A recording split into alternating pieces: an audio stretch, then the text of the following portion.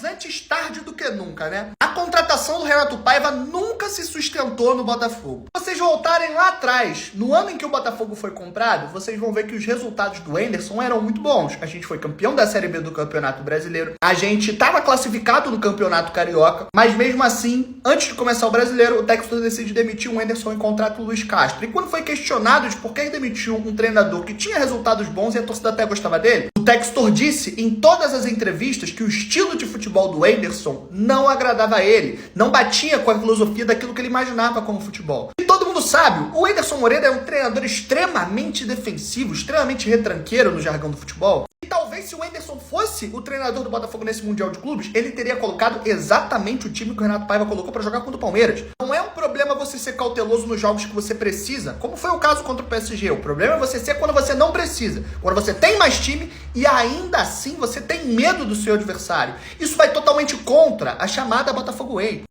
Ele tem um time caríssimo na mão. O Botafogo gastou quase R$500 milhão em reforços para essa temporada. E depois da eliminação, o Paiva teve coragem de falar que o Botafogo não tinha um jogador que custou o que o Paulinho custou, que custou o que o Vitor Roque custou. Pelo amor de Deus, no Botafogo de hoje, você usar o desculpa do investimento, puta merda, né? Então assim, a filosofia não bate, as entrevistas, a postura do Botafogo completamente desconexa com a realidade. E para ampliar tudo isso, cara, se você olhar o post que o Botafogo fez no dia que anunciou a contratação do Renato Paiva, você vai ver que tem 2.000 comentários ali, 2.000 comentários, todos eles xingando e reclamando da contratação do Renato Paiva.